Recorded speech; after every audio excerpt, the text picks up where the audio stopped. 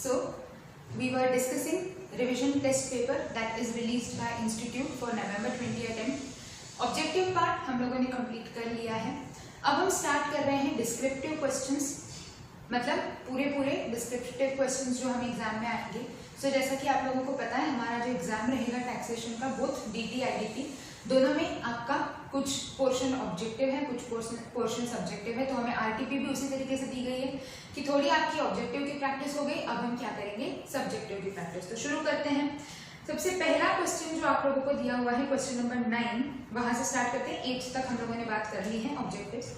You are required to determine the residential status of Mr. Dinesh. Mr. Dinesh, माफ करते जाओ, individual, a citizen of India. अब जैसे ही हमने पढ़ा सिटीजन ऑफ इंडिया, हमें याद आया होगा कि इंडिविजुअल की केस में एक एक्सेप्शन कंडीशन होती है जो सिटीजन ऑफ इंडिया पर एप्लीकेबल होती है. तो यहाँ पर हो सकता है एक्सेप्शन कंडीशंस एप्लीकेबल हो जाए. सो माफ करें, citizen of India for the previous year 1920. Mister Dinesh is a member of crew of a Singapore-bound Indian ship carrying passengers in the international waters which left Kochi port in Kerala on 16th of August 2019 को वो चले गए. So याद आ रहा होगा आपको कि if an Indian citizen leaves India as a member of crew of the ship, तो फिर क्या एक्सेप्शन कंडीशन क्या थी कि बेसिकली अगर हम बेसिक कंडीशन रिवाइज कर लें एक बार, तो कोई भी पर्सन इंडिया का रेसिडेंट होने के लिए, हम ऑर्डिनरी की बात नहीं कर रहे हैं, हम सिर्फ रेसिडेंट की बात कर रहे हैं. कोई भी पर्सन, कोई भी इंडिविजुअल इंडिया का रेसिडेंट कब हो सकता है, दो बेसिक कंडीशंस होती हैं. दोनों में से कोई भी एक अगर आप सेटिस्फाई कर लेते हो तो आप इंडिया के रेसिडेंट माने जाओगे. तो पहला होता है 182 डेज और more in the previous year, relevant previous year.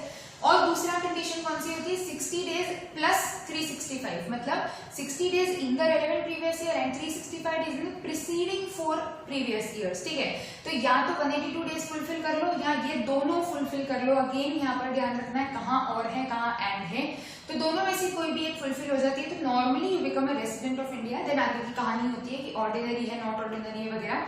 But basic में दो ऑप्शंस होते हैं, लेकिन कुछ एक्सेप्शंस हम लोग पढ़ते हैं कि उन केसेस में आपको सिर्फ फर्स्ट बेसिक कंडीशन चेक करनी है, दैट इज 182 डेज वाली कंडीशन चेक करनी है. क्यों ये स्पेसिफिकली स्ट्रेस कर रही हूँ मैं, क्योंकि ये बहुत बार हुआ है कि एक्सेप्शन कंडीशन पर क्वेश्चन आता है, बच्चों का ध्यान नहीं जाता है. नॉर्मली हम लोग बहुत फ्लो में होते हैं, बेसिक कंडीशन सेकेंड वाली भी चेक कर लेते हैं और उसके हिसाब से रेसिडेंट करके ऑर्डिनरी करके पूरा क्वेश्चन सॉल्व करके आ जाता है. स्ट्रेट अवे आपका कंक्लूजन ही चेंज हो जाएगा. आप रेसिडेंट और नॉन रेसिडेंट ही उल्टा कर दोगे तो आपकी इनकम ऑब्वियसली गलत हो सकती है. So again keep this in mind कि एक्सेप्शन के जो कंडीशंस हम लोगों ने पढ़े हुए हैं ये एक्सेप्शन कंडीशन में आ रहा है. नाउ आगे चलते हैं, डिटेल्स दी हुई है. Date entered in the continuous discharge certificate in respect of joining the ship, मतलब उसने शिप ज्वाइन कब से करी, 16 अगस्त. 16 अगस्त से वो इंडिया के बाहर चला गया. Date entered in the continuous discharge certificate in respect of signing off from the ship. Signing off from the ship मतलब कि शिप से बाहर आ गए, मतलब कहाँ आ गए, वापस इंडिया में आ गए. तो 21 जनवरी तक वो शिप में थे. आगे चलते हैं. In June 2019, he had gone out of India to Dubai on a private tour for a continuous period of 27 days. तो वैसे तो ये अगस्त तक थे यहाँ, लेकिन मतलब पहली बार शिप में बैठ के कब बाहर गए, अगस्त 16 अगस्त को. लेकिन अगस्त से पहले जून में ऑलरेडी ये 27 दिन कहाँ घूम के आए थे, दुबई टूर पर जाकर आए थे. तो वो और दिन कम हो गए इंडिया में स्टे के. During the last 4 years, he was present in India for 425 days. During the last 7 years, preceding the previous year 2019-20, he was present in India for 830 days. ये क्यों दिया है आपको, आगे की कैलकुलेशन के लिए अगर जरूरत पड़ती है तो. चलिए सो देखते हैं, सॉल्व करते हैं क्या हो रहा है. शुरुआत में एक बार पहले हम समझते जाते हैं सॉल्यूशन क्या क्या दिया है. तो as per the section 6(1), where an Indian citizen leaves India as a member of crew of an Indian ship, he will be resident only if he has stayed for 182 days. तो हमने सबसे पहले तो बात करी कि क्योंकि आप इंडियन सिटीजन हो, क्या क्या चीजें पकड़ी हमने, इंडिविजुअल है, इंडियन सिटीजन है और क्रू मेंबर ऑफ शिप के जैसे बाहर गया है. क्योंकि ये कंडीशन फुलफिल हो रही है तो आप सिर्फ क्या चेक करोगे कि अगर आप 182 डेज या उससे ज्यादा in the relevant previous year, मतलब कब 2019-20 में रहे हो इंडिया में, तो आप रेसिडेंट माने जाओगे. नहीं तो स्ट्रेट अवे नॉन रेसिडेंट हो जाओगे. अगर रेसिडेंट ही नहीं हुए तो ऑर्डिनरी पे तो हमको अभी आने की जरूरत नहीं है. और यहाँ पर अगेन अब कैसे कैलकुलेट करेंगे, तो जो हमारे डिस्चार्ज सर्टिफिकेट की डेट्स दी हुई है वो डेट्स हमारे लिए रेलेवेंट है यहाँ पर। सो क्या दिया है, इन केस ऑफ एन इंडिविजुअल, ये सब चीजें ध्यान रखनी है लिखते वक्त आपको, क्योंकि जैसा कि आपको ध्यान होगा residential status individual, HUF, company सबके लिए अलग अलग होता है। तो ये जो कंडीशन है स्पेसिफिकली इंडिविजुअल के ऊपर अप्लाई हो रही है। So in case of an individual being citizen of India and member of crew, period of stay in India shall in respect of an eligible voyage not include the period commencing from the date entered into the continuous discharge certificate up to the date on which the person signed off from the ship. So basically जिस दिन आप ship में बैठ के गए और जिस दिन आप वापस आए, ये पूरा पीरियड क्या मान लिया जाएगा कि आप इंडिया में स्टे पर नहीं थे। एलिजिबल वॉयज, कौन सा वॉयज एलिजिबल वॉयज माना जाता है, engaged in the carriage of passengers in international traffic originating from any port in India and having destination at a port outside India। तो ओरिजिनेट इंडिया से हुआ है, खत्म इंडिया के बाहर हुआ है, तो एलिजिबल वॉयज है। क्योंकि ये शिप फॉरेन बाउंड शिप है और पैसेंजर्स का ट्रांसपोर्ट कर रही है, इंडिया पे शुरुआत है और सिंगापुर में खत्म हो रहा है, तो yes the voyage is an eligible voyage. Therefore, the period from 16th of August, हमको सर्टिफिकेट में डेट्स दी हुई है, 16th अगस्त से लेके 21 जनवरी तक ये पर्सन उस शिप में था, डेट हमको दी हुई है, तो इतना पीरियड तो पहले ही माइनस कर देंगे। तो बेसिकली इस क्वेश्चन में उल्टा कैलकुलेशन हो रहा है। नॉर्मली हम क्या करते हैं कि कितने दिन वो इंडिया में था ये काउंट करते हैं। अब हमको क्या करना है, टोटल हमारे ईयर में कितने डेज थे उसमें से माइनस कर देंगे जितने दिन वो इंडिया में नहीं था। तो बात तो वही है, कान इधर से पकड़ो या इधर से पकड़ो, आंसर वही आना है कि आप या तो ये गिन लो कितने दिन इंडिया में था, या साल के टोटल दिन में से जितने दिन नहीं था वो माइनस कर दो, तो ऑटोमेटिकली वही आ जाएगा। सो क्वेश्चन की इन्फॉर्मेशन के हिसाब से हमें उल्टा रास्ता पकड़ना पड़ेगा ना। कीप दिस इन माइंड, आपका ईयर जो है वो लीप ईयर है, ठीक है। तो जब एक और केस आएगा यहाँ पर जो मैं नॉर्मली क्लास में भी बताती हूँ कि जो आप डेप्रिसिएशन कैलकुलेट करते हो इसमें न्यू असेट की केस में 180 डेज वाली चीज में कि डेप्रिसिएशन 50% रहेगा या 100% रहेगा। Again keep this in mind, एक दिन से गड़बड़ हो जाएगी तो आपका 29 फरवरी रहेगा, ठीक है, मतलब फरवरी में 29 दिन गिनने हैं, ये चीज याद रखनी है। तो इसीलिए साल भर में कितने दिन है हमारे, 366 डेज है इस बार हमारे। इसमें से हमें माइनस करना है पीरियड कौन सा, 366 से लेके 21 अगस्त तक के दिन। सो निकाल लेते हैं कितने दिन हो जाएंगे। सो बेसिकली अगस्त से गिनते हैं, अगस्त के 31 दिन में से 16 से हमें काउंट करना है, तो 16 दिन हो गए अगस्त के। अगस्त, सितंबर, अक्टूबर, नवंबर, दिसंबर और जनवरी की कौन सी डेट दी हुई है हमें, जनवरी है 21। तो इतने दिन तो वो शिप पे था, सर्टिफिकेट पे तारीख डली हुई है, तो ये हम हटा देते हैं 30, 30, 31, 21, सो 159 डेज, ठीक है, बराबर 159 डेज हम क्या कर देंगे, रिमूव कर देंगे। तो 366 में से 159 तो पहले ही बाहर हो गए, और 27 दिन ये दुबई घूम रहे थे, तो ऑफ कोर्स दुबई में थे तो इंडिया में नहीं थे। तो 159 minus 27, total number of days जो हो रहे हैं स्टे के वो हो रहे हैं 180 डेज। क्योंकि 182 डेज से कम है तो क्वेश्चन यही खत्म हो गया। आप क्या लिख दोगे, as the period of stay is less than 182 days during the previous year 1920 he will be a non-resident। Second basic condition आप चेक नहीं करोगे क्योंकि हम एक्सेप्शन वाली कंडीशन में आ रहे हैं। Getting the point. तो ये सारी चीजें हम लोगों को ध्यान रखनी है। चलो नेक्स्ट आगे चलते हैं। Next question, explain reasons whether the following income can be regarded as agricultural income और नॉट। तो आपको कुछ इनकम्स दी हुई है, क्या उन इनकम्स को एग्रीकल्चरल इनकम माना जा सकता है। पहला दिया है rent received for letting out agricultural land for a movie shooting. हम लोगों ने जब एग्जेम्प्ट इनकम्स पढ़ा है तब हमें याद है एग्रीकल्चरल इनकम के ऊपर एक बहुत अच्छा डिस्कशन दिया हुआ है कि कौन सी इनकम को एग्रीकल्चरल इनकम माना जाता है। बेसिकली एग्रीकल्चरल लैंड से अराइज हो रही इनकम को एग्रीकल्चरल इनकम मान सकते हो, लेकिन उसका रिलेशन एग्रीकल्चर से होना चाहिए। ऐसा नहीं कि एग्रीकल्चरल लैंड पे आपने कुछ भी काम करना शुरू कर दिया पर क्योंकि वो एग्रीकल्चरल है तो आप उस इनकम को एग्रीकल्चर मान सकते हो। तो अगर डिस्टेंट रिलेशंस हैं या कुछ और ही काम हो रहा है उस पर जो कि एग्रीकल्चरल ऑपरेशन से रिलेटेड नहीं है तो उस इनकम को एग्रीकल्चरल इनकम नहीं माना जाएगा। सो एग्रीकल्चरल इनकम मीन्स रेंट और revenue derived from land which is situated in India and used for agricultural purposes.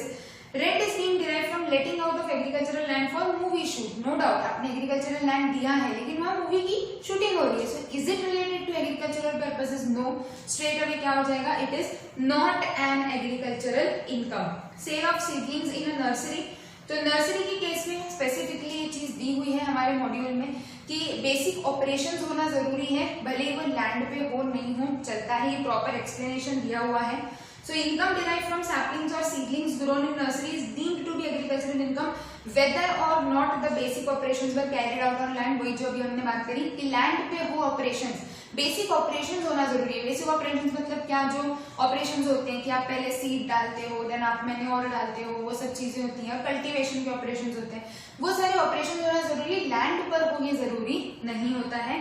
Therefore seedling से जो भी इनकम हुई है वो एग्रीकल्चरल इनकम है। चलिए आगे बढ़ते हैं, क्वेश्चन नंबर 11। मिस्टर नीरज अ सैलरीड एम्प्लॉय है, तो हम आ गए income under the head salary में, ठीक है। जैसे ही सैलरी का क्वेश्चन दिखा धीरे धीरे रिवाइज करना शुरू कर दो। अलाउंसेस हैं, परक्विजिट्स हैं, डिडक्शंस हैं, वेरी इंपॉर्टेंट। हम नॉर्मली सैलरी में बेसिक डिडक्शन माइनस करना भूल जाते हैं, ऑब्जेक्टिव में भी आपका पहला क्वेश्चन वैसा ही था। तो mister Neeraj an employee furnishes the details, फटाफट से पहले एक बार हम क्वेश्चन को रीड कर लेते हैं फिर सॉल्व करना शुरू करेंगे। बेसिक सैलरी ठीक है, डियरनेस अलाउंस ठीक है, कमीशन ठीक है, एंटरटेनमेंट अलाउंस डिडक्शन सबको मिलेगा क्या? नहीं, सिर्फ स्पेसिफिक एम्प्लॉइज को मिलेगा।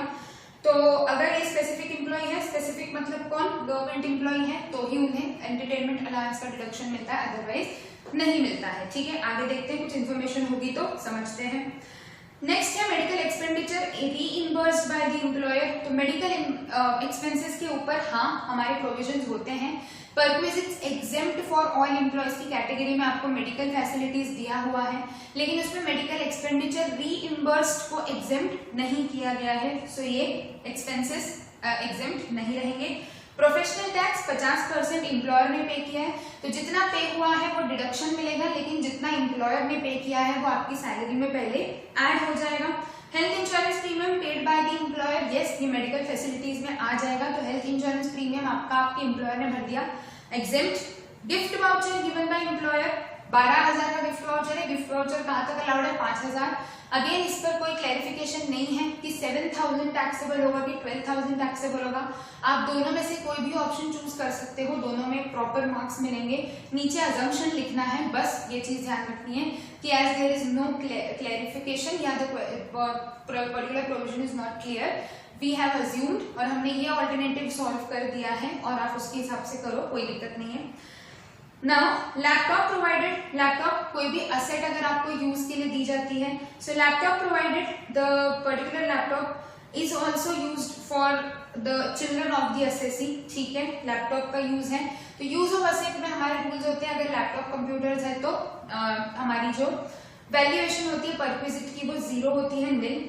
Employer company owns a Maruti Suzuki car, engine capacity is more than 1.6. Now employer company owns, ठीक है, तो employer own कर रहा है। आपको याद होगा मोटर कार में अलग अलग कंडीशंस होते हैं कि ओन करा हुआ है कि नहीं, मतलब ओन्ड बाय एम्प्लॉयर है कि ओन्ड बाय एम्प्लॉई है, ऑफिशियल है, पर्सनल है, तो डिपेंड करेगा हम क्या कर रहे हैं। Provided to the SSC both for official and personal, तो कौन सा केस हो रहा है? Owned by the employer and given to employee both official and personal or more than 1.6 liters. No driver was provided, तो शॉफर नहीं है। all expenses are met by the employer, तो 3 चीजें होती है नॉर्मली मोटर कार में, एक तो कि ओनरशिप किसकी है, तो एम्प्लॉयर मिल गया, पर्पस क्या है, तो पार्टली ऑफिशियल पार्टली पर्सनल, ठीक है, और तीसरा क्या होता है कि एक्सपेंसेस कौन उठा रहा है, तो एक्सपेंसेस भी कौन उठा रहा है, एम्प्लॉयर। इजी है, हमें दिया हुआ है पर मंथ, सीधे सीधे क्या करेंगे उसको मल्टीप्लाई कर देंगे 12 से।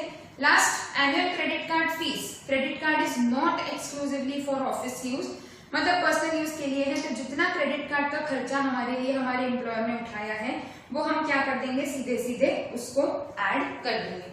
चलिए तो शुरू करते हैं क्वेश्चन सॉल्व करना। एक इंटरनल कॉलम बना लेते हैं, एक एक्सटर्नल कॉलम बना लेते हैं एंड स्टार्ट करते हैं। ज्यादा कॉम्प्लिकेटेड नहीं दिया है क्वेश्चन, एज सच बहुत ज्यादा कॉम्प्लिकेटेड परक्विजिट्स वगैरह, रेंट फ्री अकोमोडेशन, सब में आपको ज्यादा कैलकुलेशंस करनी होती हैं। ये comparatively short and sweet question है, ज्यादा कैलकुलेशन हम लोगों को नहीं करनी है। कोई भी क्वेश्चन शुरू करना कैसे है, income chargeable under the head, जो आप कैलकुलेट कर रहे हो वो ऊपर लिखा हुआ होना चाहिए। चेक करने वाला ये नहीं ढूंढेगा कि अरे इस क्वेश्चन में निकालना क्या था। उसके दो कारण होते हैं। पहली चीज, हर बार स्टूडेंट ऑर्डर में सॉल्व करे जरूरी नहीं है। दूसरी चीज, एग्जामिनर उतना मतलब कहीं भी आपको आपकी तरफ से क्लियर रहना है जब भी आप सॉल्व कर रहे हो तो कि यार सर जो भी चेक कर रहा है, जो भी सर या जो भी मैम चेक करेंगे, उन्हें दिक्कत नहीं होनी चाहिए ढूंढने में कि कहाँ पर किया है, क्या किया है। सो बी क्लियर, जितना हो सके प्रॉपरली लिखो, अच्छे से सॉल्व करो। आपकी कॉपी ऑफ कोर्स गलतियां होती हैं लिखते लिखते, बट ट्राई टू अवॉइड बहुत ज्यादा गलती काटना वगैरह। अगर किसी क्वेश्चन में बहुत ही ज्यादा दिक्कत लग रही है तो देख लो एक बार कि आपको खुद को देख के समझ में आ रहा है, पढ़ने में आ रहा है, बिकॉज ऑफ कोर्स चेक करने वाले को हमें क्लियरली प्रोवाइड करना है। और अजम्पशंस, वर्किंग नोट्स जितना हो सके प्रॉपरली देने हैं। प्लस क्योंकि वर्किंग नोट्स के मार्क्स होते हैं, ठीक है, working notes are not supplementary, उनके मार्क्स होते हैं। दूसरी चीज, वर्किंग नोट की क्रॉस रेफरेंसिंग देनी जरूरी है, वो बच्चे भूल जाते हैं। मतलब बहुत अच्छे से वर्किंग नोट बनाएंगे पर क्रॉस रेफरेंसिंग नहीं देंगे। सो वो एक चीज ध्यान रखनी है। वैसे छोटी छोटी बातें हमें ध्यान रखनी है, अभी बता रहेगा तो आप एग्जाम में ध्यान रखेंगे। तो हेडिंग डाल दी है, मैं अज्यूम कर रही हूँ आप सब लोगों ने डाल दिया है। Income chargeable, computation of income chargeable under the head salaries for the assessment year AY 2021 of mister जो भी नाम है XYZ। तो सबसे पहले तो सर की हमको बेसिक सैलरी दी है, तो बेसिक सैलरी से शुरू करते हैं। सैलरी में एज सच कोई कंप्यूटेशन का बहुत स्पेसिफिक फॉर्मेट जरूरी नहीं है कि होता है, बट हाँ कुछ चीजें ध्यान रखनी है। जैसे बेसिक सैलरी ऑफ कोर्स सबसे ऊपर आनी चाहिए, DA वगैरह लिख लो जो जनरल चीजें होती है। फिर अलाउंसेस पर्पसेस में आप ऑर्डर चेंज कर सकते हो। Gross, deductions, net, that's it. सबसे प्रेजेंटेशन फॉर्मेट में सैलरी ज्यादा डिमांड नहीं करता। DRS अलाउंस दिया हुआ है आपको। अच्छा, एग्जाम में ये नहीं चलेगा, ठीक है, DA वगैरह नहीं, COMM नहीं, DNS अलाउंस, कमीशन पूरा लिखना है। तो DRS अलाउंस है 3,60,000 पूरा सीधे टैक्सेबल है। नेक्स्ट है आपका कमीशन। तो कमीशन कितना मिला है? 50,000 का कमीशन मिला है, ठीक है। आगे आ जाते हैं, हम लोगों ने डिस्कस तो कर ही लिया है कौन से परक्विजिट और अलाउंस पे टैक्स है। Entertainment allowance, entertainment allowance question में ऐसा कहीं भी दिया हुआ नहीं है कि ये गवर्नमेंट एम्प्लॉय है तो हम एंटरटेनमेंट अलाउंस का डिडक्शन नहीं देंगे। वैसे भी डिडक्शन मिलता भी है अगर तो वो नीचे मिलता है डिडक्शंस में, तो यहाँ पर तो आपको पूरा जोड़ना ही है। ये अलाउंस फुल्ली टैक्सेबल अलाउंस में आ जाता है। सो एंटरटेनमेंट अलाउंस हमने जोड़ दिया 7,500। फिर आ जाते हैं medical expenditures reimbursed. Yes, medical expenditures reimbursed are fully taxable. अभी हमने बात करी कि मेडिकल एक्सपेंडिचर रीइंबर्स्ड पर कोई भी डिडक्शन नहीं मिलता है। Medical expenditures reimbursed by the employer is fully taxable. Treatment वगैरह के हैं बट वो स्पेसिफिक है कि अगर गवर्नमेंट हॉस्पिटल में ट्रीटमेंट हुआ है या एम्प्लॉयर के हॉस्पिटल में ट्रीटमेंट हुआ है या फिर कोई स्पेसिफिक डिसीज थी तो फिर किसी भी हॉस्पिटल में चलेगा, बट ऐसा कुछ भी नहीं है। सिंपल एक्सपेंडिचर रीइंबर्स हुआ है, no it will not be exempt, fully taxable. आगे आ जाते हैं, इसके बाद प्रोफेशनल टैक्स। प्रोफेशनल टैक्स जितना एम्प्लॉयर ने पे किया है एक तरीके से वो हमारा परक्विजिट मान लिया जाता है, क्योंकि आपके बिहाफ पर आपके एम्प्लॉयर ने खर्चा किया है। तो जितना आपके एम्प्लॉयर ने भरा है, तो 4,000 था पेड बाय एम्प्लॉयर, वो आपकी सैलरी में जोड़ा जाएगा बीइंग योर इनकम, क्योंकि आपके बिहाफ पर किसने खर्चा उठाया? आपके एम्प्लॉयर ने खर्चा उठाया। और बाद में नीचे हम क्या कर लेंगे? पूरा प्रोफेशनल टैक्स जितना पे हुआ है वो माइनस कर लेंगे। Health insurance premium, health insurance premium exempt for all में आ जाता है। हेल्थ इंश्योरेंस प्रीमियम तो not taxable. Health insurance premium आप रीजन लिखते जाएं, ब्रैकेट में क्या लिखेंगे? Perquisite exempt. जो भी रीजन मैं बोलती जा रही हूँ वो आप लिखते जाएं तो ज्यादा सही रहेगा। हेल्थ इंश्योरेंस प्रीमियम कितना अमाउंट था हमारा? अच्छा, एग्जाम की है तो ठीक है, अमाउंट से फर्क ही नहीं पड़ेगा। आगे चलते हैं गिफ्ट वाउचर ऑन बर्थडे। तो गिफ्ट वाउचर अगेन इसको आप अलग से एक वर्किंग नोट बनाकर शो करेंगे। तो हम वर्किंग नोट डाल देंगे। क्या वर्किंग नोट में लिखेंगे कि अप टू 5,000 एग्जेम्प्ट होता है, लेकिन ओवर एंड अबव 5,000 में टैक्सेबिलिटी क्लैरिफाई नहीं करी गई है कि 7,000 टैक्सेबल होगा कि पूरा 12,000। तो हम पूरा 12,000 कर रहे हैं, आप चाहो तो पूरा 7,000 करो, कोई दिक्कत नहीं है। तो हम 7,000 भी कर सकते हैं, बट वैसे लॉजिकली अगर सोचा जाए तो एसएससी के पॉइंट ऑफ व्यू से बेनिफिशियल जो रहेगा वो करो, ज्यादा सही है। 7,000 कर दोगे तो भी चल जाएगा, क्योंकि एसएससी का बेनिफिट हो रहा है वहां पर, and this is not a wrong benefit which we are giving to the SSC. Next क्या है? सो इसके आगे हम लोगों को और जो जो परक्विजिट्स दिए हुए हैं वो एक एक करके हम डिस्कस करते जाते हैं। अच्छा, life insurance premium of Neeraj, life insurance premium वाला पॉइंट उस समय मिस आउट हो गया था, लैपटॉप पर चले गए थे हम सीधे।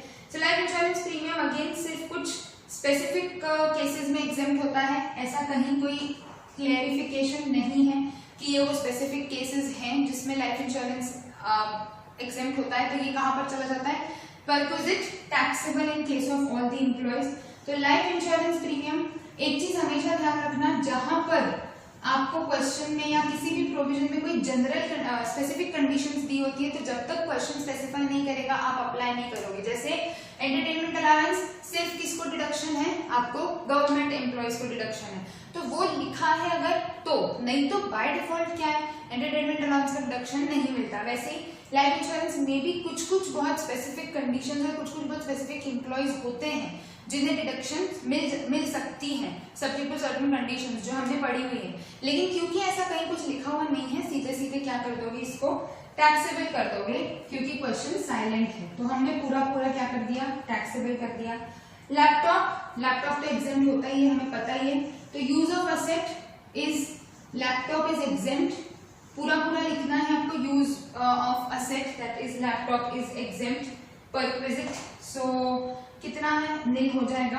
आगे चलते हैं, मोटर कार। अब मोटर कार प्रोवाइड करी गई है, मोटर कार में शॉफर नहीं है लेकिन क्यूबिक कैपेसिटी 1.6 सीटर से ज्यादा की है और expenses are met by the employer.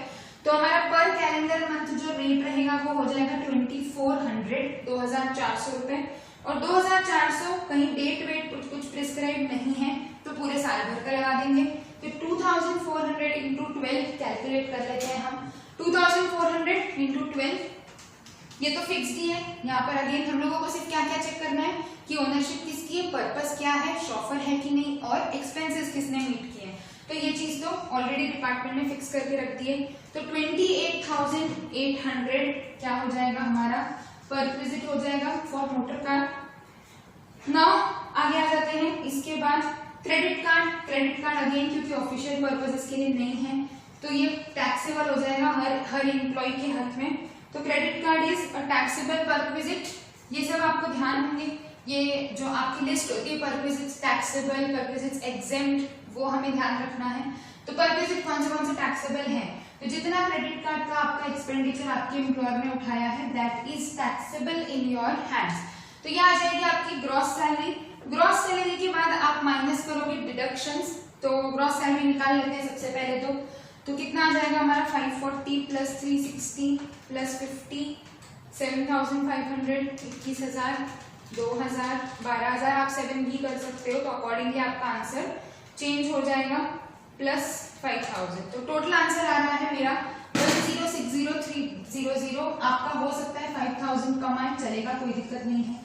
अब इसके बाद आप माइनस करोगे डिडक्शंस। तो 3 डिडक्शंस होते हैं सैलरी हेड में, स्टैंडर्ड डिडक्शन, एंटरटेनमेंट अलाउंस और प्रोफेशनल टैक्स। एंटरटेनमेंट अलाउंस तो इनको नहीं मिलेगा तो छोड़ देते हैं। स्टैंडर्ड डिडक्शन 50 फिक्स्ड है, हर किसी को उतना ही मिलेगा। तो आप यहाँ से क्या माइनस कर दोगे, 50,000 का स्टैंडर्ड डिडक्शन और माइनस करेंगे प्रोफेशनल टैक्स। तो कितना पे हुआ है, टोटल 4,000 है।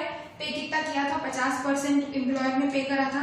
तो 4,000 हमारा और माइनस हो जाएगा, 100,6300 हमारा फाइनल आंसर आ जाएगा। आपका हो सकता है 5,000 और कम आएगा क्योंकि आप इधर अगर 7,000 लेते तो अकॉर्डिंगली आगे का चीज चेंज हो जाएगी। सो उसमें कुछ भी गलत नहीं है, कोई भी दिक्कत नहीं आएगी। सो अकॉर्डिंगली आपका ग्रॉस और नेट चेंज हो जाएगा। ध्यान रखना यहाँ क्या लिखेंगे, ग्रॉस सैलरी लेस डिडक्शंस फिर net taxable salary. So this are basically the provisions. Salary में कैसे कैलकुलेट करना है। यहाँ पे आप कोई सा भी ऐसा अलाउंस नहीं था जिसमें आपको अलग से वर्किंग नोट देने की जरूरत पड़े, तो यहीं पर आप लिख दो। डिडक्शंस में वही लिख दो कि entertainment allowance is not allowed as he is not a government employee. सिर्फ इस पर आपको अलग से देना पड़ेगा जो मैंने मार्क भी करवा दिया है आपको। बाकी कोई और ऐसा एक्सपेंडिचर नहीं है जिसमें आपको नॉर्मली आपका जो rent free accommodation, housing allowance, ये जो सारे होते हैं इनमें नॉर्मली अगर आप अलग से वर्किंग नोट दो तो वो ज्यादा क्लियर पड़ता है समझने के लिए। वहीं पर कभी कभी थोड़ा सा दिक्कत दे जाती है, but again it is in your hands. ऐसा कहीं लिखा हुआ नहीं है कि आपको वर्किंग नोट साथ में नहीं देना है। चलिए आगे चलते हैं। सो आगे अब हमारा next question, next question I think house property पर होगा क्योंकि हमने अभी अभी सैलरी पढ़ा है। हाँ चलें। Miss Pihu has 3 houses all of which are self occupied. तो हमें पता है सेल्फ ऑक्यूपाइड का बेनिफिट सिर्फ कितने घरों के लिए मिल सकता है, सिर्फ 2 घरों के लिए मिल सकता है। तो तीसरे घर को क्या मान लिया जाएगा, deemed to be let out. अब यहाँ पर हमको थोड़ी सी टैक्स एडवाइस देनी है। क्वेश्चन बहुत अच्छा है और बहुत इजी है तो बहुत स्कोरिंग है। अगर एग्जाम में आ जाता है, मान लो 7 मार्क में भी आ जाता है, तो आप इजीली 7 of 7 स्कोर कर सकते हो। ये उस तरीके का क्वेश्चन है। Particulars of these houses are given, ठीक है। हाउस 1, हाउस 2, हाउस 3 एक एक करके समझते चलेंगे। करना क्या है वो समझ लेते हैं पहले। You are required to compute PU's income from house property for the assessment year 2021 and suggest which houses should be opted by PU to be assessed as self-occupied so that her tax liability is minimum। ठीक है। क्यों ये questions डाले जाते हैं basically, क्योंकि हम लोगों को सिर्फ टैक्स के प्रोविजंस याद होना is not the intention of department. जैसे जैसे आप अभी आर्टिकलशिप में जाएंगे आपको खुद को समझ में आएगा। क्लाइंट्स आते हैं आपसे सजेशंस मांगते हैं। ये प्रैक्टिकल केस हो सकता है आपके साथ कि सर मेरे 3 घर हैं तो मुझे क्या करना चाहिए, कौन से घर को डीम्ड मानूं, कौन से घर को एसओपी मानूं। तो ऑफ कोर्स आपके पास सजेशन देने के लिए हमें उस तरीके से सोचना है। तो डिपार्टमेंट के जो बेनिफिट्स हैं जो आप अवेल कर सकते हो लीगली, वो अवेल करना हमें आना चाहिए। तो फिर ऑटोमेटिकली गलत तरीके से काम करने की चांसेस जो है वो कम हो जाते हैं। तो शुरू करते हैं। सबसे इजी तरीका है इस क्वेश्चन को सॉल्व करने का। बहुत बार क्या होता है, स्टूडेंट्स का दिमाग तो सही डायरेक्शन में जाता है, ठीक है, हम समझ गए तो करना क्या है, बहुत इजी है कि 3 घर है, आपको एक एक ऑप्शन सिलेक्ट करना है कि या तो हाउस 1 हाउस 2 को एसओपी मान ले तो क्या होगा, हाउस 2 हाउस 3 को एसओपी मान ले तो टैक्स कैसे निकालेंगे, और हाउस 1 हाउस 3 को एसओपी मान ले तो टैक्स कैसे निकालेंगे। अब होता क्या है, क्वेश्चन शुरू होते होते हम बीच में आके कंफ्यूज होने लग जाते हैं कि कौन सा घर एसओपी था, कौन सा घर डीम्ड लेट आउट था, और सारे कैलकुलेशन मिक्सअप होने लगते हैं। सबसे इजी तरीका सॉल्यूशन में भी वही दिया है एंड दैट इज प्रेफरेबल। बहुत इजी है आपको ध्यान रखने के लिए। क्या करो, सबसे पहले कैलकुलेट कर लेते हैं हम एक वर्किंग नोट के द्वारा कि किस हर घर को एक एक बार तो हर घर डीएलओ माना जाएगा। अगर आप हाउस 1 हाउस 2 को एसओपी मानोगे तो हाउस 3 क्या हो गया, डीएलओ। अगर आप हाउस 2 हाउस 3 को एसओपी मानोगे तो हाउस 1 क्या हो गया, डीएलओ। सो बेसिकली तीनों को एक एक बार तो डीएलओ का चांस मिलेगा ही। तीनों ऑप्शंस में एक एक बार एक एक घर डीम्ड लेट आउट हो जाएगा। तो हम ये कैलकुलेट कर लेते हैं कि हाउस 1 हाउस 2 हाउस 3 ये हमारे लिए हैंडी डाटा है। मतलब बेसिकली हमारा कैलकुलेशन पोर्शन हमने पहले ही खत्म करके रख लिया। अब हमको सिर्फ फिगर उठाने रहेंगे सॉल्व करते वक्त। तो अगर मैं हाउस 1 हाउस 2 हाउस 3 तीनों की इनकम रफ में कैलकुलेट कर लूं कि अगर हाउस 1 को डीएलओ माना तो हाउस 1 की कितनी इनकम है, H2 को डीएलओ माना तो H2 की कितनी इनकम है, H3 को माना तो H3 की कितनी इनकम है। अगर मैं एक बार पहले ही ये निकाल के रख लूं तो मुझे थोड़ा सा इजी पड़ जाएगा। तो शुरू करते हैं। क्या दिया हुआ है, सबसे पहले हाउस 1 क्या निकालेंगे, gross annual value, municipal value, fair rent whichever is higher subject to standard rent. तो 1,30,000 स्टैंडर्ड रेंट 1 लाख, तो हमारी जीएवी कितनी हो जाएगी, 1 लाख। तो शुरू करते हैं। जीएवी आ गई हमारे पास हाउस 1 की। तो हम सबसे पहले क्या कर रहे हैं, तीनों का डीएलओ निकाल के रख रहे हैं। तो ग्रॉस एनुअल वैल्यू ये मैं कॉमन लिखती जा रही हूँ इधर तीनों के लिए, 1 लाख लेस क्या म्युनिसिपल टैक्सेस पे हुए हैं। तो म्युनिसिपल टैक्सेस कब माइनस किए जा सकते हैं, कंडीशन एक तो एक्चुअली पे होना जरूरी है और ओनर ने ही पे करे हैं तो ही। तो म्युनिसिपल टैक्स बोला है payable during the year paid only for house 2 and house 3। तो क्योंकि हमने हाउस 1 का म्युनिसिपल टैक्स पे नहीं किया है हमको डिडक्शन नहीं मिलेगा। तो फॉर्मेट याद होगा आप लोगों को, जीएवी लेस म्युनिसिपल टैक्सेस, पे नहीं किया तो डिडक्शन नहीं मिलेगा। ये आ गई एनएवी। एनएवी में से 2 डिडक्शन मिलते हैं, एक होता है standard deduction that is 30% minus हो जाता है स्ट्रेट अवे, तो 30% ऑफ एनएवी तो 30,000। प्रॉपरली आपको फॉर्मेट के साथ लिखना है, क्या लिखोगे, less deduction under section 24A 30% of NAV 1 lakh minus 30,000। 24B क्या कोई लोन है, देख लेते हैं। तो अगर लोन है, क्योंकि हम डीएलओ मांग रहे हैं तो हमें पूरा पूरा इंटरेस्ट अलाउबल हो जाएगा। सो देख लेते हैं क्वेश्चन में कहीं लोन है क्या, interest on money borrowed for repair of property, नहीं कोई लोन नहीं है, ना हाउस 1 पर है ना हाउस 3 पर है, ठीक है। तो लोन नहीं चल रहा है, कोई इंटरेस्ट पेबल नहीं है, सीधे सीधे ये हमारी क्या हो जाएगी, income chargeable under the head house property. This is our final answer. अब आ जाते हैं हाउस 2। हाउस 2 पर फिर से हमें सिलेक्ट करना पड़ेगा जीएवी कैसे आएगी। तो सिंपल है, municipal valuation 120, fair rent 185, standard rate 190, 120, 185 whichever is higher, 185 is higher, standard rate subject to तो 190 बड़ा ही है, तो हमारी जीएबी हो गई 185। अब देख लेते हैं कि म्युनिसिपल टैक्सेस हाँ पे करे हैं 9%। अभी 9% किस पर लगाना है, ये अगेन एक बहुत बड़ी दिक्कत होती है जो हम कंफ्यूज हो जाते हैं। 99% केसेस में बच्चे इसका 9% निकाल देते हैं, जबकि इसका 9% हमें नहीं निकालना है। क्यों नहीं निकालना है इसका 9%? क्योंकि म्युनिसिपल वैल्यू का मतलब ही वो होता है, म्युनिसिपल वैल्यू मतलब वो वैल्यू जो म्युनिसिपल टैक्स कैलकुलेशन के लिए अधिकारी निकालते हैं। तो आपको जो म्युनिसिपल वैल्यू दी हुई है तो आप किसका 9% करोगे, म्युनिसिपल वैल्यू का 9% करोगे। तो हमारी वैल्यू आ गई 174200। अब स्टैंडर्ड डिडक्शन दैट इज 30%, तो 174200 का 30% निकाल लेते हैं इंटू 30%, 52260 माइनस कर देंगे इसको यहाँ से। अब क्या कोई इंटरेस्ट था? हाँ रिपेयर है, लेकिन क्योंकि ये डीम्ड लेट आउट अज्यूम करके निकाल रहे हैं तो लिमिट लगाने की जरूरत नहीं है। लिमिट सिर्फ किस पर होती है, 2 लाख की हो या 30,000 की हो, सिर्फ एसओपी पर होती है। अगर हम इसको एसओपी अज्यूम करेंगे हाँ ये रेस्ट्रिक्ट हो जाएगा किस पर आकर, 30,000 पर आकर। लेकिन क्योंकि हम अभी क्या मान रहे हैं, इसे डीम्ड लेट आउट मान रहे हैं, तो हमें पूरा डिडक्शन मिल जाएगा। सो ये आ गई हमारी इनकम 46,940। लास्ट पे चलते हैं हाउस 3। हाउस 3 का कैलकुलेशन फिर से 120, 145 म्युनिसिपल वैल्यू, फेयर रेंट तो 145, सब्जेक्ट टू स्टैंडर्ड रेंट, तो जीएबी आ गई हमारी 1,30,000।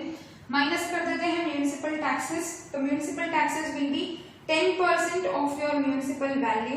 Municipal value is 1,20,000, so 12,000 will be our municipal taxes.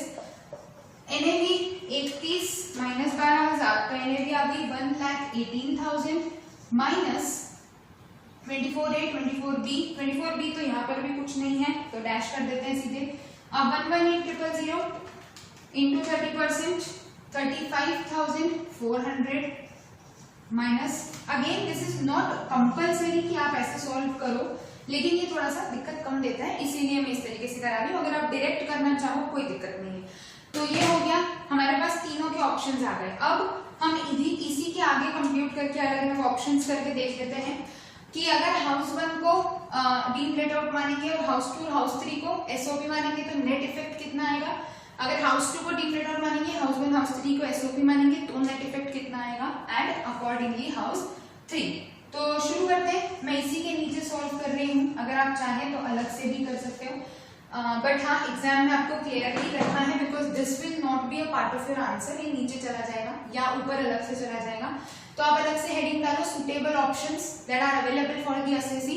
Option 1, option 1 क्या ले लें हम, ऑप्शन 1 ले लेते हैं कि हाउस 1 हाउस 2 को एसओपी मानना है और हाउस 3 को डीम्ड लेट आउट मानना है। तो हाउस 3 को डीम्ड लेट आउट मान रहे हैं तो 82,600 हमारे पास वैल्यू है। सो शुरू करते हैं एक एक करके। सो फर्स्ट ऑप्शन है हाउस 1 हैज टू, अलग से ही कर लेते हैं, चलिए आप कंफ्यूज नहीं हो। सो एक एक करके चलते हैं। ये वैल्यूज बस हमको ध्यान रखनी है, जो वैल्यूज हमने निकाल के रखी हैं, नहीं तो वापस से कैलकुलेशन करना पड़ेगा। सो ये वैल्यूज हमने लिख ली, अब शुरू कर लेते हैं। ये हमारा हाउस 1 हाउस 2 हाउस 3 था। ऑप्शन 1 क्या है मेरे पास कि मैं हाउस 1 और हाउस 2 को क्या मान लूं, एसओपी, और हाउस 3 को मान लूं डीएलओ। ये मेरा फर्स्ट ऑप्शन है, ठीक है। तो हाउस 1 एसओपी है तो income under the head house property, again आपको पूरा फॉर्मेट बनाना पड़ेगा। Income under the head house property, income from house property 1। House property 1 SOP है, क्या उसके ऊपर कोई लोन है, नहीं, तो सीधे क्या हो जाएगी वैल्यू नील, तो 0। हाउस 2, इनकम फ्रॉम हाउस 2, क्या कोई लोन है, हाँ, तो यहाँ पर हमारी एनएवी आ जाएगी पहले 0 that is nil, less deduction under section 24B 24A मिल सकता है क्या, नहीं, विल बी रेस्ट्रिक्टेड टू 30,000, तो यहाँ पर हम लिखेंगे 75,000 पे किया है but restricted to 30,000 as the loan is taken for repairs, तो आउटर कॉलम में आ गया 30,000। और हाउस 3 को क्या मांग रहे हैं, deemed to be let out, तो हाउस प्रॉपर्टी 3 डीएलओ की वैल्यू कितनी है हमने अभी निकाल के रखी है 82,600, तो यहाँ पर आ जाएगा आपका final amount that is 30,000 minus 82,600। Basically बहुत ही सिंपल तरीके से हम निकाल सकते हैं 52,600 will be your net income अगर आप ये ऑप्शन चूज करते हो। अब आ जाते हैं ऑप्शन 2। ऑप्शन 2 क्या रहेगा हमारे पास, एक एक करके स्विच करते जाते हैं। तो अब ऑप्शन 2 हम ले लेते हैं, house 1 and house 3 are self occupied. तो ऑप्शन 2 ले लेते हैं, house 1 and house 3 are self occupied and house 2 is deemed let out. इसी फॉर्मेट को यूज कर रही हूं मैं, आपको अलग अलग बनाना है प्रॉपर्ली, 3 अलग अलग फॉर्मेट्स बनेंगे। सो हाउस 1 की वैल्यू क्या हो जाएगी, यहाँ पर भी नील, क्यों, क्योंकि हमारा अभी भी एसओपी है। हाउस 2 हमने डीएलओ लिया है, तो हाउस 2 की डीएलओ वैल्यू है 46,940, तो हाउस 2 की वैल्यू आ जाएगी 46,940। और हाउस 3 हमने अभी भी एसओपी लिया है, तो हाउस 3 पे कोई लोन है क्या, नहीं, तो हाउस 3 विल भी सीधे सीधे नील, तो नील हो गया, ठीक है। अब आ जाते हैं टोटल, तो कुछ 46,940 कुछ चेंज ही नहीं हुआ, क्योंकि हाउस 1 हाउस 3 पर कोई भी लोन नहीं है। तो हाउस 2 की जो वैल्यू है वही पूरी नेट इनकम हो गई। लास्ट ऑप्शन हमारे पास ऑप्शन नंबर 3। ऑप्शन नंबर 3 क्या बचा, house 1 house 2 house 1 house 3, house 2 house 3 will be SOP, house 2 house 3 will be SOP and house 1 will be deemed to be let out. तो house 2 और house 3 SOP है अगर, तो H1 की value आ जाएगी 70,000। H1 की वैल्यू है 70,000, चलो ठीक है H1 ले लेते हैं 70,000, क्योंकि H1 क्या है, deemed let out. H2 self occupied है, H2 पर डिडक्शन है, हाँ, तो H2 सेल्फ ऑक्यूपाइड है, हमारे पास लोन है, लेकिन हम मैक्सिमम डिडक्शन कितना ले पाएंगे, 30,000, क्योंकि लोन रिपेयर्स के लिए है। H3 पर कोई लोन नहीं है, तो वैल्यू क्या हो जाएगी, nil. Net income chargeable under the head house property will be 40,000। अब चेक कर लेते हैं तीनों में से कौन सा सबसे कम है। 52, 46, 40 क्लियरली एविडेंट है हमारे पास कि option number 3 is most beneficial to the assessee. तो बहुत इजीली हमने सॉल्व कर लिया। अगर आप चाहो तो ये पोर्शन स्किप कर सकते हो, यहीं पर कैलकुलेशन शो कर सकते हो, कोई दिक्कत नहीं है, बस उसमें आप कंफ्यूज नहीं हो जाओ, ये आपको ध्यान में रखना है। So this is how you calculate, और ये क्वेश्चंस आते हैं, एडवाइस करो, क्योंकि बेसिकली आपको सिर्फ प्रोविजन पता है ये नहीं, आपको प्रैक्टिकली केसेस भी समझ में आना चाहिए। चलिए आगे बढ़ते हैं। नाउ क्वेश्चन नंबर 13, 14, 15 3 क्वेश्चंस बचे हैं, सिर्फ हो जाएंगे, जल्दी जल्दी कर लेंगे। चलिए क्वेश्चन नंबर 13 क्या दिया है हमें 13 क्वेश्चन में, that mister Karan gifted a sum of 9 lakhs। अच्छा एक चीज और ध्यान रखनी है, अगर क्वेश्चन में एडवाइस लिखा है तो ये करके छोड़ नहीं देना है, अगेन ये गलती। आप चाहो तो एक ऐसी छोटी सी लिस्ट बना के रख लो, पॉइंट्स टू रिमेम्बर। बहुत बार ये होता है कि बच्चे प्रोविजन समझा देते हैं और एडवाइस देना भूल जाते हैं। एडवाइस के 2 मार्क्स, 1 मार्क, 3 मार्क हो सकते हैं। जैसे क्वेश्चन अच्छा है तो इसमें एडवाइस के 2 मार्क्स होंगे, हो सकता है 3 भी हो, डिपेंड करेगा टोटल क्वेश्चन कितने मार्क्स का है। सो आपको लिखना है कि so as per the above computation it is clearly evident that Pihu should opt option 3 as it is most beneficial for it her. So basically बोलने का मतलब कि आपको ऑप्शन बताना है कि कौन सा ऑप्ट करें। चलिए आगे चलते हैं। Question number 13, mister Karan gifted a sum of ₹9 lakhs to his brother's minor son on 1 May 19। Karan ने अपने भाई के बेटे को गिफ्ट करा 9 लाख रुपए। On the same date, his brother gifted debentures worth 10 lakhs to Mrs. Karan, मतलब करण की वाइफ को। Son of Mr. Karan brother invested the amount in FD of Canara Bank, and Mrs. Karan received interest of 81,000 on these debentures during the previous year. Discuss the tax implication. Easy question है। Question पढ़ के समझ में आ रहा है कि clubbing है, क्योंकि माइनर सन आ गया, तो पहले हमारा कहीं ना कहीं क्लिक हो जाता है हमको कि कुछ तो इसका क्लबिंग से रिलेशन होगा। पर ये थोड़ा सा घुमा फिरा के क्लबिंग है। घुमा फिरा के मतलब क्या कहते हैं, ऐसे क्लबिंग को हम क्रॉस ट्रांसफर का केस है। तो देखो मैं डायग्रामेटिकली आपको समझा रही हूँ एक बार। और क्रॉस ट्रांसफर में एक और बहुत मेजर गलती कर देते हैं बच्चे, सो वो भी हमको ध्यान रखना है। ये है मिस्टर करण, ये है मिस्टर करण के ब्रदर, ये है मिसेस करण मतलब करण की वाइफ, एंड ये है मिस्टर करण का सन जो कि कौन है, माइनर। ठीक है, ये 4 लोग दिए क्वेश्चन में हमको, बराबर। मिस्टर करण ने गिफ्ट करा है उसके भाई के बेटे को। So Mr Karan has gifted a sum of 9 lakhs, इधर कितने का, 9 lakhs, ठीक है, 1 May 2019, ठीक है। On the same day his brother gifted debentures to Mrs Karan, तो इन्होंने इन्हें गिफ्ट किया 10 लाख के डिबेंचर्स गिफ्ट करे हैं, ठीक है। सेम 1 मई 19 को son of Mr Karan's brother invested the amount in fixed deposit. तो ये पैसा चला गया एफडी में कैनरा बैंक की, जिस पर क्या मिल रहा है 9% पर एनम से ब्याज मिल रहा है। Mrs Karan received interest of 81,000। Mrs Karan को इस पर कितने का इंटरेस्ट मिला डिबेंचर्स पर 81,000। अब यहाँ पर सिंपल सी बात समझो, अगर करण ने अपने बेटे को डायरेक्टली ट्रांसफर किया होता और अगर मिस्टर करण ने अपनी वाइफ को डायरेक्टली ट्रांसफर किया होता तो सीधे सीधे क्या लग जाते, क्लबिंग प्रोविजंस अट्रैक्ट हो जाते। इसीलिए इन्होंने घुमा फिरा के किया कि तुम मेरी वाइफ को दे दो, मैं तुम्हारे बेटे को दे देता हूं, तो ऑटोमेटिकली दोनों का काम सॉल्व हो जाएगा। ऐसे केसेस को क्या कहा जाता है, क्रॉस ट्रांसफर कहा जाता है। क्रॉस ट्रांसफर की केस में क्लबिंग अट्रैक्ट करी जा सकती है, प्रोविजंस है, डिपार्टमेंट ने पावर अपने हाथ में रखी है। लेकिन क्रॉस ट्रांसफर में आपको एक चीज ध्यान रखनी है कि क्लबिंग उन्हीं के हाथ में आएगा। मतलब जैसे माइनर में क्लबिंग किसके हाथ में होती है, मम्मी या पापा। स्पाउस में क्लबिंग किसके हाथ में होगी, तो हस्बैंड का केस है तो वाइफ के हाथ में, वाइफ का केस है तो हस्बैंड के हाथ में। लास्ट कौन सा होता है, डॉटर इन लॉ, तो या तो मदर इन लॉ या फादर इन लॉ। तो वो रिलेशंस चेंज नहीं करने हैं।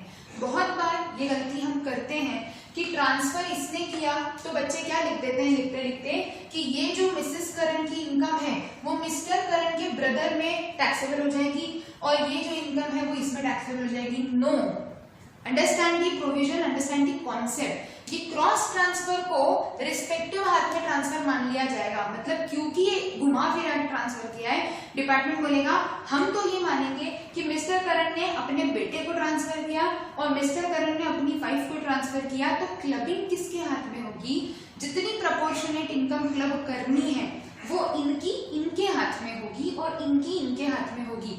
ऐसा कभी नहीं होगा कि चाचा के हाथ में क्लबिंग हो गई या इनके लिए भाई की वाइफ की क्लबिंग हो गई, ऐसा नहीं होगा। सो ये चीज ध्यान रखनी है। क्रॉस ट्रांसफर्स में बहुत बार ये गलती होती है। तो क्लबिंग उसी रिलेशन में होगी, स्पाउस, माइनर मतलब मम्मी पापा या फिर son in law, father in law या मदर इन लॉ। चलिए, सो क्या लिखा है समझते हैं। In the given case Mr Karan gifted a sum of 9 lakhs। अब अगेन दोनों में फिगर्स का अंतर है, तो क्लबिंग सिर्फ उतने एक्सटेंट तक होगी जितना अमाउंट कॉमन है। मतलब कितना, 9 लाख। 1 लाख को क्रॉस ट्रांसफर नहीं माना जाएगा। ठीक है, आगे चलते हैं। साइमल्टेनियसली ब्रदर गिफ्टेड डिबेंचर्स जो कि इन्वेस्ट कर दिए गए। These transfers are in the nature of cross transfers. The income from the assets transferred would be assessed in the hands of deemed transferor because the transfers are so intimately connected to form part of a single transaction and each transfer constitutes consideration for the other. मतलब इसने इसको transfer किया, उसके बदले में इसने इसको transfer किया, ऐसा माना जा सकता है। If two transactions are interconnected and are parts of the same transaction, that it is so well connected that it is a device to evade the tax, clubbing can be attracted. So income of a minor child is includable in the hands of parent whose total income is higher.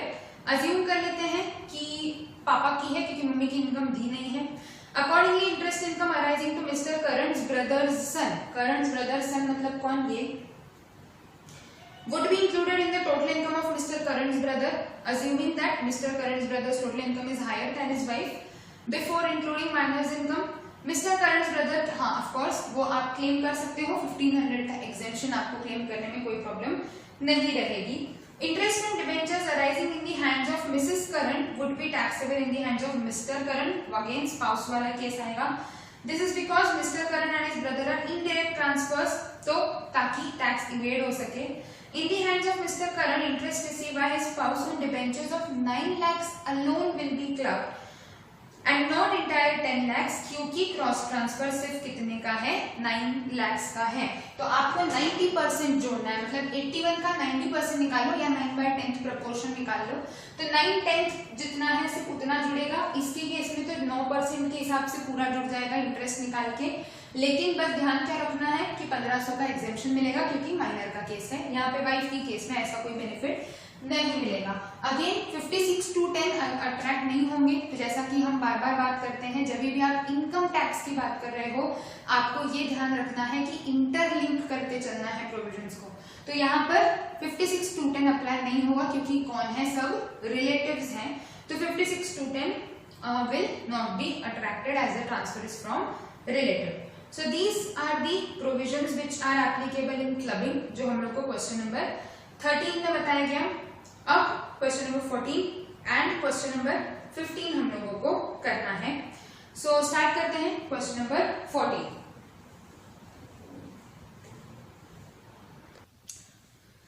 चलिए so continue करते हैं question number 14।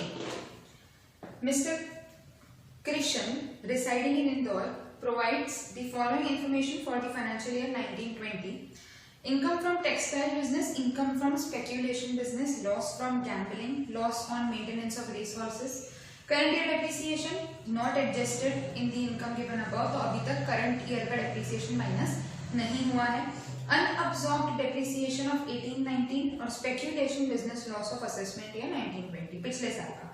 Compute the gross total income of Mr. Krishan for the assessment year and also state the losses that are eligible to carry forward। ठीक है, हमने एक question losses का objective में भी किया था, तभी भी मैंने आपको यही कहा था कि सेट ऑफ कैरी फॉरवर्ड का क्वेश्चन सॉल्व करने का सबसे अच्छा तरीका होता है कि हम उल्टा सोचें। उल्टा इन द सेंस कि क्या नहीं हो सकता है। जब आप वो याद कर लोगे तो ऑटोमेटिकली आपको सारी चीजें याद रहेंगी, क्योंकि set of carry forward normally बहुत कंफ्यूज करता है कि ये इससे अलाउड है कि नहीं, ये उससे अलाउड है कि नहीं। तो सीधा पढ़ने के बजाय उल्टा पढ़ो क्या कि क्या क्या अलाउड नहीं है, तो ऑटोमेटिकली चीजें समझ में आने लगती है। तो शुरू करते हैं। Computation of total income of mister Krishna for the assessment year 2021 लिख देते हैं, आप हेडिंग लिख लेंगे। चलिए, सबसे पहले आपको दिया है पीजीबीपी। पीजीबीपी के पहले कोई हेडिंग नहीं है, मतलब सैलरी हाउस प्रॉपर्टी तो है ही नहीं, तो शुरू कर लेते हैं पीजीबीपी। ये ऑर्डर भी हमें इसी तरीके से चलने देना है जैसा आप लोग का सिलेबस हुआ है। Salary house property, PGBP, capital gain and then आपका अदर सोर्सेस। पीजीबीपी में सबसे पहले आपको है टेक्सटाइल बिजनेस का प्रॉफिट। टेक्सटाइल बिजनेस के प्रॉफिट में से अभी तक करंट ईयर का डेप्रिसिएशन माइनस नहीं हुआ। तो आप लोगों ने एक टॉपिक पढ़ा होगा, हम लोगों ने डिस्कस किया है ऑर्डर ऑफ सेट ऑफ, कि कोई भी लॉस कैसे सेट ऑफ किया जाएगा। तो सबसे पहले तो आप करंट ईयर का डेप्रिसिएशन घटाओगे, तो 4,60,000 में से हम सबसे पहले माइनस करेंगे लेस करंट ईयर डेप्रिसिएशन, क्योंकि वो इस साल का खर्चा है। तो करंट ईयर डेप्रिसिएशन हमने माइनस कर दिया अंडर सेक्शन 32। अब एक चीज हमेशा ध्यान रखनी है, अगर कोई ब्रॉड फॉरवर्ड लॉस है तो उसे प्रायोरिटी दी जाएगी और फिर डेप्रिसिएशन को। क्यों? क्योंकि डेप्रिसिएशन, अनअब्जॉर्ब डेप्रिसिएशन की बात कर रही हूँ मैं। अनअब्जॉर्ब डेप्रिसिएशन किसी भी हेड से एडजस्ट किया जा सकता है एक्सेप्ट फॉर सैलरी, और अनलिमिटेड टाइम तक कैरी फॉरवर्ड किया जा सकता है। तो जितना जल्दी हो सके हमें बिजनेस लॉस सेट ऑफ करना होता है। अगर बचा तो फिर हम अनअब्जॉर्ब डेप्रिसिएशन पर चलेंगे। लेकिन इस क्वेश्चन में ब्रॉड फॉरवर्ड लॉस जो है वो सिर्फ कौन सा है, स्पेक्यूलेशन का लॉस है। तो स्पेक्यूलेशन का लॉस तो ऑब्वियसली यहाँ से सेट ऑफ नहीं हो सकता। स्पेक्यूलेशन का लॉस सिर्फ स्पेक्यूलेशन की इनकम से ही सेट ऑफ हो सकता है। तो हम सीधे किस पर चल सकते हैं, करंट डेप्रिसिएशन के बाद हम चल सकते हैं अनअब्जॉर्ब्ड डेप्रिसिएशन। तो अनअब्जॉर्ब्ड डेप्रिसिएशन कौन से साल का है देख लेते हैं। अनअब्जॉर्ब्ड डेप्रिसिएशन आई थिंक 18-19 का दिया हुआ है हमको। हाँ, फॉर असेसमेंट ईयर 18-19 कितना था अनअब्जॉर्ब्ड डेप्रिसिएशन? 10,000। तो 10,000 हमने यहाँ से कर दिया माइनस 15,000 माइनस हो जाएगा 4,60,000 में से, तो बच जाएगा हमारे पास 4,45,000। अब आ जाते हैं स्पेक्यूलेशन पर। पीजीबीपी में एक हो गया टेक्सटाइल बिजनेस, एक हो गया, अच्छा पीजीबीपी भी नहीं लिखना है, ठीक है, एग्जाम में profits and gains from business और प्रोफेशन पूरा लिखोगे। Then income from speculation business, तो हाँ इस साल हमें स्पेक्यूलेशन में प्रॉफिट भी है। इनकम, कितनी इनकम हुई है income from speculation business question में गिवन है। तो इनकम फ्रॉम स्पेक्यूलेशन बिजनेस है 25,000, जबकि हमारा ब्रॉड फॉरवर्ड लॉस है 30,000। तो 25 तो हम सेट ऑफ कर लेंगे। So brought forward loss of assessment year 19-20, again जो मैंने आपको लास्ट क्वेश्चन में भी बताया था, जो पिछला सेट ऑफ का क्वेश्चन किया था, कि असेसमेंट ईयर पे ध्यान रखना है कि एलिजिबल कैरी फॉरवर्ड के लिए है कि नहीं है।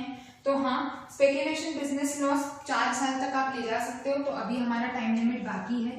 तो आप 30,000 माइनस करोगे, लेकिन 5,000 जो है वो आपका सेट ऑफ नहीं हो पाएगा।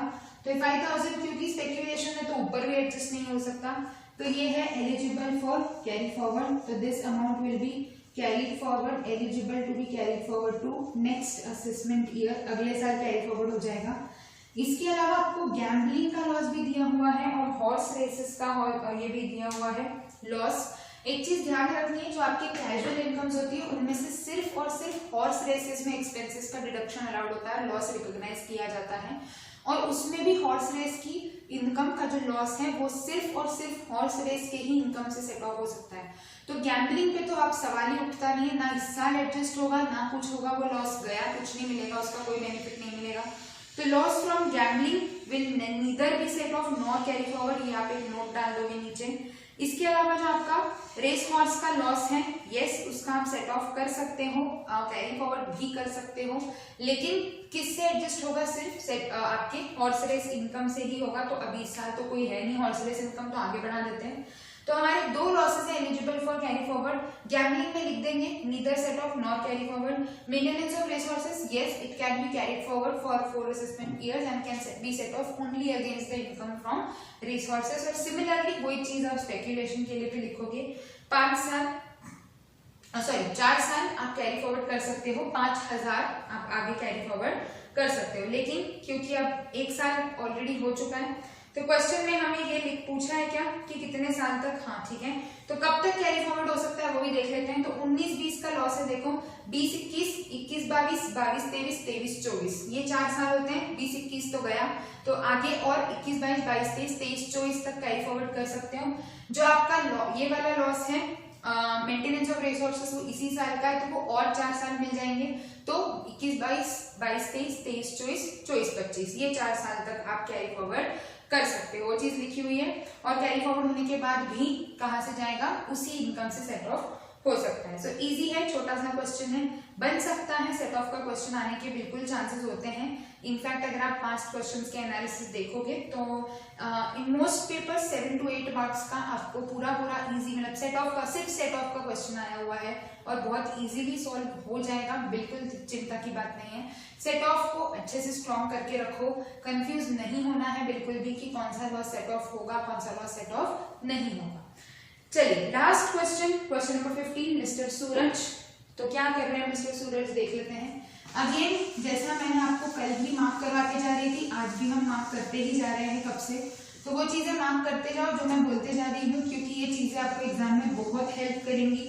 ये छोटी छोटी चीजें हमारे लिए, हम कब गलत कर देते हैं हमें पता नहीं चलता, हम एग्जाम हॉल से बाहर आते हैं कि हाँ क्वेश्चन तो बहुत अच्छा था, इजी था, और फिर कोई अचानक से बताता है कि अरे इसमें तो रेसिडेंट था, तो हमारा वहीं पर माइंड खत्म हो जाता है कि शिट, रेसिडेंट वर्ड पे तो हमारा ध्यान गया ही नहीं। सो अगेन इस चीज पर आपको ध्यान रखना है। Aged 50 years, resident individual, engaged in a wholesale business of health products, ठीक है, बिजनेस कर रहा है। He is a partner in XYZ company, partnership firm, ठीक है। Following details are available. Interest in capital received from XYZ Limited 15% in accordance with deed, तो 40B apply होता है फर्म्स के ऊपर, 15% का इंटरेस्ट दिया है, उसे फर्म को सिर्फ कितना मिला होगा, 12% मिला होगा। तो इसके हाथ में अब बेसिकली होता क्या है, जितना फर्म को अलाउ हो गया वो पार्टनर के हाथ में टैक्सेबल है, जितना फर्म को डिस अलाउ हो गया वो क्योंकि उस पर ऑलरेडी फर्म टैक्स दे चुकी है तो पार्टनर्स को उसके ऊपर टैक्स देने की जरूरत नहीं होती है। आगे चलते हैं। Share of profit is exempt, क्योंकि प्रॉफिट पे ऑलरेडी फर्म टैक्स दे चुकी है तो एग्जेम्प्ट हो जाएगा। Salary fully allowed in the hands of firm, तो फुल्ली अलाउड है तो पार्टनर को पूरे पे टैक्स देना है। ये चीजें कहाँ आती है, पीजीबीपी नहीं आती। ये सैलरी आपकी एम्प्लॉयर वाली सैलरी नहीं है, क्योंकि पार्टनर और फर्म का एम्प्लॉयर रिलेशनशिप नहीं होता है, तो वो वाले सैलरी में नहीं जाएगा, पीजीबीपी में आएगा।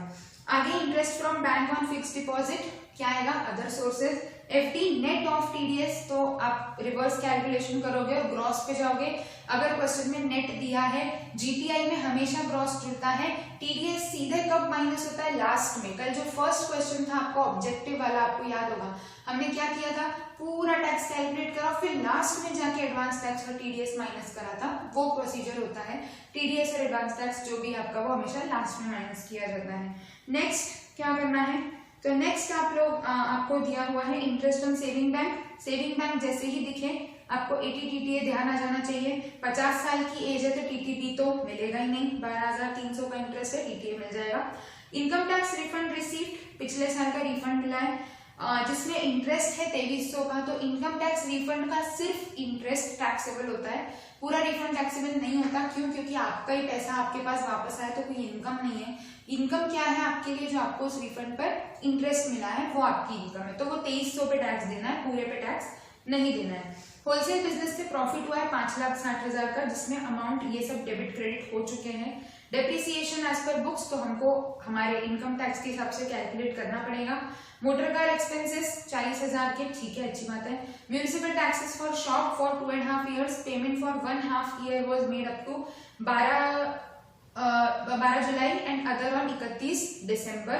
Salary to manager by single cash payment, क्यों दी है ये इन्फॉर्मेशन? डिसअलाउंसेस दिमाग में रोटेट करना शुरू कर दो, जैसे ही पीजीबीपी दिखे ऑटोमेटिकली डिसअलाउंसेस में चले जाना है। हम क्वेश्चन सॉल्व करते जाएंगे तब अपन बात करते रहेंगे क्यों क्या दिया हुआ है। डब्ल्यूडीवी दिए डेप्रिसिएशन निकालने के लिए। मोटर कार 20% पर्सनल यूज के लिए है, तो एक्सपेंसेस भी आधे पर्सनल वाले डिसअलाउ हो जाएंगे। Owned house property which was sold, he received arrears of rent, arrears of rent मिला है, हाउस प्रॉपर्टी में टैक्सेबल है, स्टैंडर्ड डिडक्शन मिल जाएगा 30% का।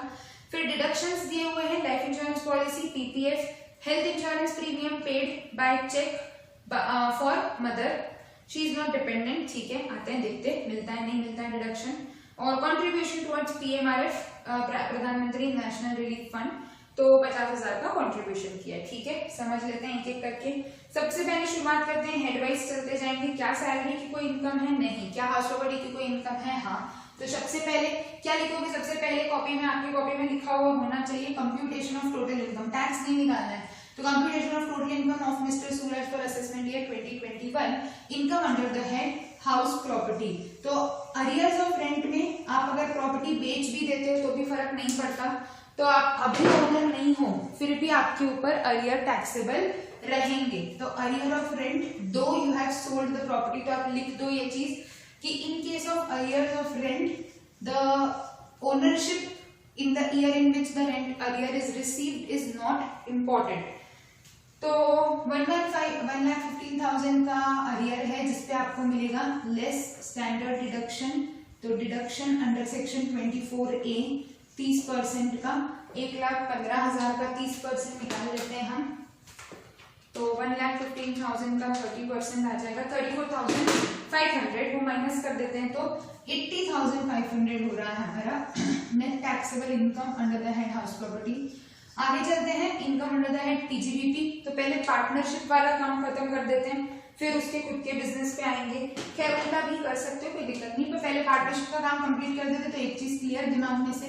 तो इनकम फ्रॉम फर्म, फर्म से आपको क्या क्या मिला है? प्रॉफिट, प्रॉफिट तो एग्जेम्प्ट है, चाहो तो यहीं पे लिख दो कि share of profit is exempt, तो यहाँ पर आप एक नोट डाल दोगे, share of profit received by the partner is exempt under section 10(2)(a). Nil interest, जितना फर्म को अलाउड रहेगा उतना हमको टैक्सेबल होगा, जितना फर्म को डिसअलाउ हो जाएगा उतना फर्म को टैक्सेबल है, तो हमको टैक्सेबल नहीं रहेगा। तो हमको कितने पे टैक्स देना है? 12%, क्योंकि फर्म को कितने का डिडक्शन मिला होगा? 12% का डिडक्शन मिला होगा। टोटल इंटरेस्ट आपको मिला है 15% के हिसाब से, और टोटल इंटरेस्ट मिला है 1.5 लाख का। तो 15% अगर 1.5 लाख है तो 12% बहुत आसान है निकालना, सिंपल मैथमेटिक्स लगा सकते हैं हम कि 1,50,000 अगर 15% के बराबर है तो 12% कितना आएगा? सो 1,20,000 आएगा आपके हाथ में टैक्सेबल, क्योंकि इसकी छूट किसको मिल गई होगी? आपके फर्म को मिल गई होगी। और रेम्यूनरेशन बाकी का जो है सैलरी जो लिखा हुआ है वो क्योंकि पूरा पूरा अलाउएबल है उधर, तो हमको क्या हो जाएगा? पूरा पूरा टैक्सेबल हो जाएगा। तो ये हो गई हमारी फर्म की इनकम। अब आ जाते हैं हम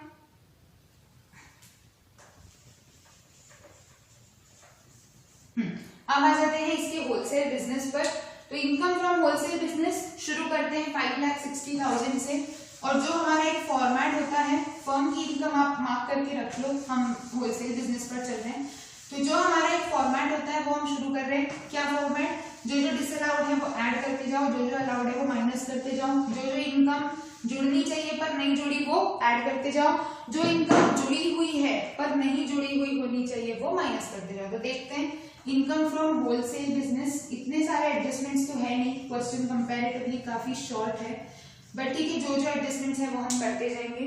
तो profit as per given in the question, या प्रॉफिट जो भी गिवन है वो लिख लेते हैं। सबसे पहले कितना प्रॉफिट है, 5,60,000। तो net profit as per the books of accounts is 5,60,000। अब ऐड कर देते हैं वो चीजें जो कि अलाउड नहीं है। तो डेप्रिसिएशन आपके हिसाब से नहीं मिलेगा, डेप्रिसिएशन हम इनकम टैक्स के हिसाब से कैलकुलेट करेंगे। तो depreciation as per books will be disallowed. तो जितना भी डेप्रिसिएशन है वो हम ऐड कर देते हैं, 34,000। अब आपको म्यूनिसिपल टैक्सेस में डेट दी हुई थी, तो आपको याद होगा एक सेक्शन होता है 43B।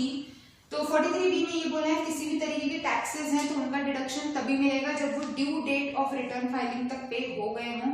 क्योंकि ये इंडिविजुअल है और ऑडिट वगैरह का कहीं से कहीं तक कोई इन्फॉर्मेशन गिवन नहीं है, तो इसकी ड्यू डेट रहेगी 31 जुलाई। और क्योंकि इसने 31 जुलाई तक पे नहीं किया है, जो सेकेंड हाफ है, क्या लिखा था क्वेश्चन में कि first half is paid as on 12th of July, second half बाद में पे हुआ है, तो आपका सेकेंड हाफ जो है वो डिसअलाउ हो जाएगा। तो टोटल आपका जो म्यूनिसिपल टैक्स था वो था 7,000। 7,000 का आधा अलाउड है, आधा डिसअलाउड है। तो municipal tax for second half, municipal tax for second half disallowed as per section 43B। Section 43B ये सब कैसे क्लिक होना है आपको, तो जैसे ही आपको क्वेश्चन में दिख रहा है टैक्स और डेट दिख रही है, मतलब कुछ ना कुछ तारीख से कनेक्टेड है। जो जो प्रोविजंस डेट से कनेक्टेड है वो रिवाइज कर लो फटाफट कि कौन से ऐसे प्रोविजंस है जिसमें बोला है कि इस तारीख तक किया तो ही मिलेगा, नहीं तो नहीं मिलेगा। तो आपको यूं क्लिक हो जाएगा। अब 7,000 का आधा कर देते हैं तो 3,500 क्या हो जाएगा, आपका एड बैक हो जाएगा। आगे जो सैलरी है वो आपने कैश में पे करी, ये तो इजी है समझना। तो डिसअलाउंस ऑफ सैलरी क्यों 48(3) सिंपल। तो डिसअलाउंस ऑफ सैलरी हो जाएगा आपका अंडर सेक्शन 40A(3) क्योंकि amount is in excess of 10,000 in a single day to a single person. तो 21,000 की सैलरी पूरी डिसअलाउ। और मोटर कार का क्वेश्चन में दिया हुआ है कि पर्सनल यूज है 20%, तो 20% of motor car expenses as for personal use. तो 40,000 के खर्चे थे, 20% हमने ऐड कर दिया। अब ये सब तो हो गए वो खर्चे जो कि अलाउड नहीं थे। अब बात कर लेते हैं क्या कोई ऐसा एक्सपेंसेस जो कि अलाउड होना था। तो लेस डेप्रिसिएशन मिलेगा, लेकिन हमारे हिसाब से मतलब डेप्रिसिएशन एज पर सेक्शन 32। तो सेक्शन 32 का कैलकुलेशन इधर देख लेते हैं हम, फिर आप अलग से वर्किंग नोट बना लीजिए। सेक्शन अंडर सेक्शन 32 ज्यादा दिक्कत नहीं आएगी क्योंकि हार्डली 2 या 3 असेट्स दिए हुए हैं। तो शुरू करते हैं। सबसे पहले आपको ओपनिंग असेट्स दिए हुए हैं। कौन से हमारे ओपनिंग ब्लॉक में असेट्स थे वो देखते चलते हैं। सो ओपनिंग ब्लॉक में हमारे पास कंप्यूटर था, कंप्यूटर प्रिंटर था, और मोटर कार हमने खरीदी है 31 दिसंबर को। अब आपको याद होगा अमेंडमेंट्स में हमने एक प्रोविजन डिस्कस किया था कि मोटर कार अगर 23 अगस्त के बाद खरीदी और पुट टू यूज कर ली है मार्च के पहले तो उस पर रेट बढ़ा दी गई थी। क्योंकि ये होलसेल बिजनेस में है तो ऑफकोर्स ये मोटर कार हायर पे यूज नहीं हो रही है, नॉर्मल मोटर कार है जो बिजनेस के लिए यूज हो रही होगी। तो it is not use for running on hire. तो आपका रेट कौन सा हो जाएगा डेप्रिसिएशन का 30%। और कब खरीदी है 31 दिसंबर को खरीदी है। तो क्या हमारे डेज 180 डेज से ज्यादा हो रहे हैं वो भी हमें चेक करना पड़ेगा। Again if the asset is used for less than 180 days तो आपका क्या हो जाएगा डेप्रिसिएशन आधा हो जाएगा। तो ऑफकोर्स दिसंबर में खरीदी है तो आपके डेज जो है वो 180 डेज से कम ही आएंगे। बट फिर से रिमाइंड करवा रही हूँ, जब आप डेज कैलकुलेट करेंगे आपको फरवरी 29 का है ये भूलना नहीं है। तो कंप्यूटर और कंप्यूटर प्रिंटर तो 40% सिंपल। तो कंप्यूटर पे लगा देते हैं हम 40%, जो भी हमारी ओपनिंग वैल्यू है। तो ओपनिंग वैल्यू है हमारी 2,40,000, उसका लगाते हैं 40%। अभी के लिए मैं सिर्फ डेप्रिसिएशन कैलकुलेट कर रही हूँ, आप WDV भी निकाल के रख लीजिए बुक में, कॉपी में sorry. And printer is for 1,50,000। 1,50,000 का अगेन यू विल डू 40% क्योंकि कंप्यूटर के लिए रेट क्या होती है 40% डेप्रिसिएशन है।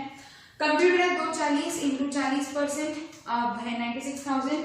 अगेन जो मोटर कार वाला अमेंडमेंट है वो आपको ध्यान में रखना है क्योंकि अमेंडमेंट है तो आने के चांसेस है क्वेश्चन में। अब तो उन्होंने आरटीपी में क्वेश्चन भी डाल दिया तो फिर भी वो पूछ ही सकते हैं कि हमने आपको दो बार बता दिया, अब तो आपको पढ़ना ही चाहिए था। So basically this is to be kept in mind. 60,000 हो जाएगा प्रिंटर पर। अब आ जाते हैं मोटर कार, तो आप यहाँ प्रोविजन लिखेंगे क्या कि acquired and put to use between 23 August 2019 to 31 March 20। तो हायर रेट ऑफ डेप्रिसिएशन, लेकिन it is not use for running the motor car on hire, so it will be taxable, it will be depreciated at the rate 30%। तो जितने की भी गाड़ी है उसका 30% करोगे आप, लेकिन यहाँ पर आपको ये चीज ध्यान में रखनी है कि 30% का भी आधा हो जाएगा। क्यों? क्योंकि लेस देन 180 डेज है। तो 6,80,000 आपको प्रॉपरली अलग से कैलकुलेशन शो करनी है। 680 इंटू 30% का आधा, तो आपको इस साल डेप्रिसिएशन जो अलाउएबल रहेगा वो आपको क्या करना है, माइनस कर देना है। सो देख लेते हैं कितना डेप्रिसिएशन अलाउएबल रहेगा एंड देन अकॉर्डिंगली हम टोटल डेप्रिसिएशन कैलकुलेट कर लेंगे। सो 6,80,000 इंटू 30% एंड इसका हम लोगों को करना है 50%। तो हमारे डेप्रिसिएशन का अमाउंट आएगा 1,02,000। बट अगेन एक चीज भूलनी नहीं है, क्या 1,02,000 में से भी 20% हम माइनस कर देंगे। क्यों? क्योंकि पर्सनल यूज है, हमें दिया है क्वेश्चन में, तो 20% इसका भी माइनस हो जाएगा। 20% माइनस होने के बाद हमारे पास आ जाएगा कि हमारा नेट अलाउएबल डेप्रिसिएशन कितना है। तो 81,600 का डेप्रिसिएशन अलाउएबल है, 20% हम लोग क्या कर देंगे, यहाँ से माइनस कर देंगे। तो 20,400 का हमने डेप्रिसिएशन माइनस कर दिया, क्योंकि 20% पर्सनल यूज है, तो ये भूलना नहीं है। टोटल डेप्रिसिएशन निकाल लेते हैं और वो माइनस कर देंगे हमारे पीजीबीपी में से। तो 96,000 plus 60,000 plus 81,600 will give us 237,600। ये आप आपके वर्किंग नोट में बना लीजिए, 237,600 नीचे यहाँ पे क्रॉस रेफरेंस दे देंगे एज पर वर्किंग नोट 1, 2, 3 जो भी नाम है आपके वर्किंग नोट का, जितना भी नंबर है यहाँ से माइनस कर दिया बस। इसके अलावा और कोई एडजस्टमेंट दिया नहीं है हमको पीजीबीपी में। सो माइनस कर लेते हैं, नेट इनकम आ जाएगी आपके फर्म की। जो ऐड करना है वो ऐड हो जाएगा, जो माइनस करना है वो माइनस हो जाएगा। माइनस तो सिर्फ डेप्रिसिएशन ही करना है, प्लस माइनस करके हम हमारी net income chargeable to tax as per the wholesale business कितनी है वो देख लेते हैं। तो 560 plus 34 plus 3,500 plus 21,000 plus 8,000 minus 237600, this gives us 3,88,900। और फर्म का और इनकम थी, तो ये तो 3,88,900 तो सिर्फ काय की आई, हमारे बिजनेस की आई। अब इस पे हमने फर्म का जो लिख के रखा था वो और जोड़ देते हैं। तो total income chargeable to tax under the head PGBP outer column में चला जाएगा। तो फर्म का जो था वो था 2,20,000। तो हमारी total income chargeable to tax कितनी हो गई अंडर दी हेड पीजीबीपी 608,900। तुमने हाउस प्रॉपर्टी की निकाल ली, पीजीबीपी की निकाल ली। अब लास्ट आ जाते हैं किस पर, अदर सोर्सेज पर। तो अदर सोर्सेज में अगेन कुछ छोटी छोटी बातें ध्यान रखनी है जो क्वेश्चन में दी हुई है, जैसे कि टीडीएस अगर आपका नेट लिखा है, मतलब आप नेट ऑफ टीडीएस दिया हुआ है, टीडीएस हम लोग यहाँ पर कंसिडर नहीं करते हैं। टीडीएस कहाँ कंसिडर किया जाता है, TDS will be considered in your final tax calculation. अच्छा अगेन यहाँ पर जो आपका 43B का हमने डिसअलाउ किया है, क्वेश्चन में ऐसे कोई स्पेसिफिक इंफॉर्मेशन गिवन नहीं है कि ऑडिट का क्या पर्सपेक्टिव है इस पर्सन का, तो आप दोनों असम्पशन ले सकते हो वैसे भी, क्योंकि इस पर्सन ने जो पेमेंट किया है वो पेमेंट इसने किया 31 दिसंबर को। तो अगर ऑडिट होता तो भी 30 सितंबर की तारीख होती, नहीं हो रहा है तो 31 जुलाई है। तो क्योंकि ऐसा कहीं स्पेसिफिकली लिखा हुआ नहीं है, अगर आप ये भी लिखते हो तो भी आपको कोई दिक्कत नहीं आएगी। तो यहाँ पर आप सीधे सीधे लिख दो that the amount is paid after the due date of filing of return, क्योंकि दोनों ही ड्यू डेट्स जा चुकी हैं, 31 जुलाई भी जा चुकी है, 30 सितंबर भी जा चुकी है, तो आपको ज्यादा कुछ लिखने की जरूरत नहीं रहेगी। अदर सोर्सेज में क्या क्या है, तो एफडी था, एफडी का मैंने आपको बताया था हम लोगों को रिवर्स कैलकुलेशन करना है। तो इंटरेस्ट ऑन एफडी, एफडी पर इंटरेस्ट कौन से सेक्शन में कटा होगा, टीडीएस 194A में कटा होगा, क्योंकि इंटरेस्ट अदर का इंटरेस्ट ऑन सिक्योरिटीज। तो हमारा नेट इंटरेस्ट हम लोगों को दिया हुआ है 40,500, उसको हमको ग्रॉस पे लेकर जाना है। तो 40,500 को डिवाइड कर देते हैं 90% से। क्यों 90% से किया है, क्योंकि एफडी 194A का इंटरेस्ट रेट कितना होता है, टीडीएस रेट कितना होता है 10%। तो ग्रॉस विल बी टैक्सेबल। फिर था हमारा इंटरेस्ट ऑन आईटी रिफंड, तो आईटी रिफंड पर इंटरेस्ट था 2300।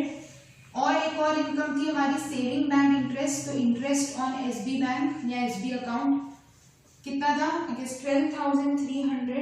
हाँ 12,300 का हमारा इंटरेस्ट ऑन सेविंग बैंक था। इसको भी बाहर लेके आ जाओ और जो जो सारी इंफॉर्मेशन अभी तक हम जोड़ते चले जा रहे थे उसको टोटल कर लेंगे तो क्या आ जाएगा, हमारे पास ग्रॉस टोटल इनकम आ जाएगी। तो हमारी 59,600 की आ गई income under the head other sources. 59,600 और ऊपर के दोनों मतलब हाउस प्रॉपर्टी और पीजीबीपी जोड़ दो तो क्या आ जाएगा, ग्रॉस टोटल इनकम। अब इसमें से माइनस क्या करना है, डिडक्शंस माइनस करना है। ग्रॉस टोटल इनकम है 7,49,000।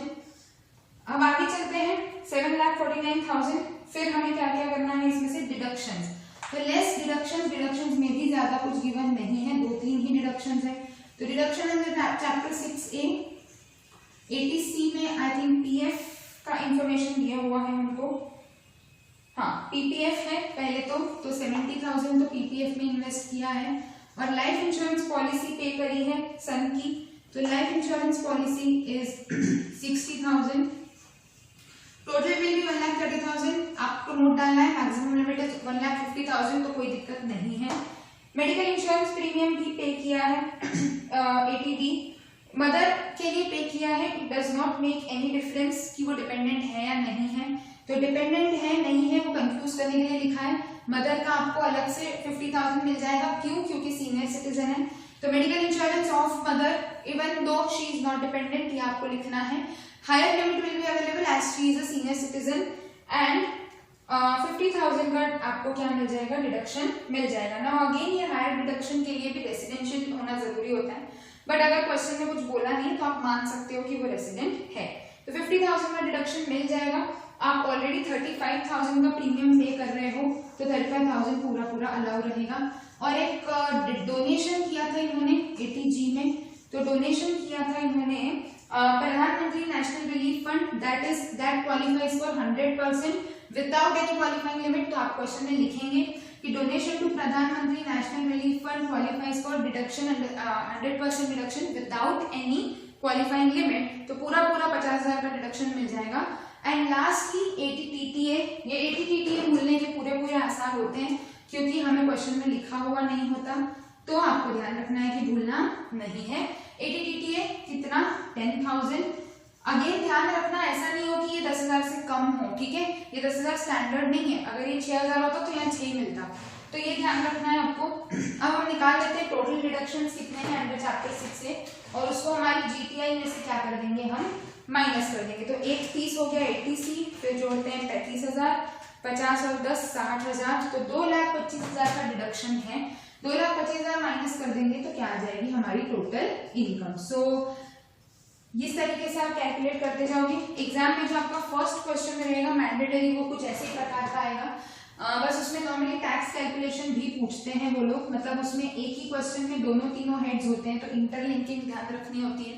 सो आपको तीनों चारों क्वेश्चन एक साथ तीनों चारों हेड्स या अलग अलग provision, set of, clubbing, deductions, basically जो आपका डीटी का कोर्स है उसको कहीं से कुछ मिक्स करके पूछा जाएगा और फिर अल्टीमेटली आपको टैक्स भी निकालना होता है। मोस्टली उन क्वेश्चन में total income and tax payable निकालना होता है। So basically this is the questions that are given in the revision test paper. In this we have completed the DT portion, that is our income tax के RTP के questions हम लोगों ने discuss कर लिए हैं। अब आप लोग आपके हिसाब से सॉल्व करके देखिए, कोशिश कीजिए जितना हो सके बिना देखे आप लोग सॉल्व कर पाए अगर क्वेश्चंस को।